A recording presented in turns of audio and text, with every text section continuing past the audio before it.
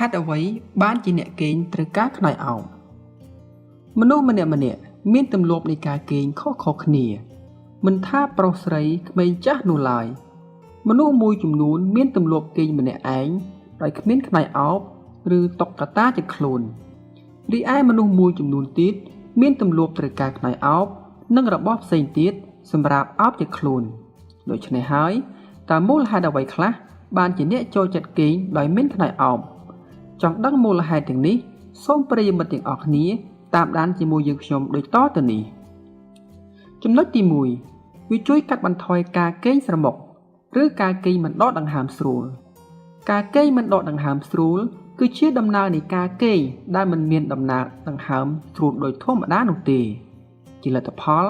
វានឹងជះឥទ្ធិពលមកដល់ការគេងអ្នកដោយវារំខានដែលអាចធ្វើឲ្យអ្នកភ្ញាក់ពេលយប់ជាដើមដូច្នេះហើយការគេងអោបខ្នើយនឹងធ្វើឲ្យអ្នកកាត់បន្ថយបញ្ហានេះបានមួយកម្រិតថែមទៀតផង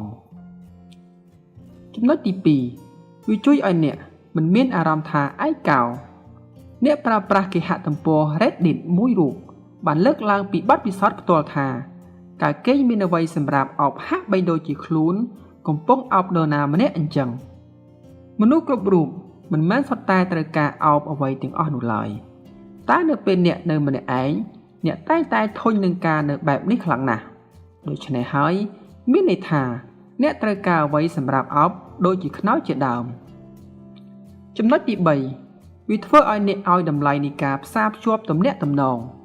ការគេងអោបខ្នើយធ្វើឲ្យអ្នកមានអារម្មណ៍កក់ក្ដៅក្នុងកំឡុងពេលគេងស្ថិតនៅក្នុងការគេងបែបនេះវាមានន័យថាអ្នកជាមនុស្សដែលឲ្យតម្លៃទៅលើចំណងទំនាក់ទំនងសម្រាប់ក្រុមគ្រួសារ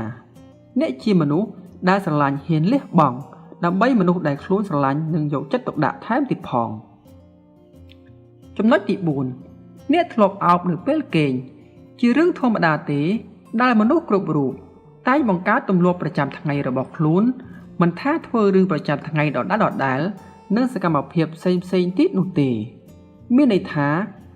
អ្នកជាមនុស្សមានការបង្កើតទម្លាប់ប្រចាំថ្ងៃល្អហេតុដូចនេះហើយតបភ្ជាប់ពីទម្លាប់នេះការគេងអោបអ្វីមួយក៏ជារឿងដែលអ្នកមិនអាចបំភ្លេចបាននោះដែរចំណុចទី5អ្នកនឹងអោបអ្វីមួយពេលមានការបញ្ហាថប់អារម្មណ៍ជាដើមនៅពេលនរណាម្នាក់មានបញ្ហាថប់អារម្មណ៍តែមានការពិបាកក្នុងការគេងណាស់យ៉ាងនេះហើយកាលណាអ្នកមានបទពិសោធន៍បែបនេះមានន័យថាកន្លែងដែលអ្នកគេងគួរតែជាកន្លែងមានផាសុកភាពស្រួលសម្រាប់អ្នកដែលមានបញ្ហានេះនឹងត្រូវការការអោបដើម្បីកាត់បន្ថយនៅបញ្ហាទាំង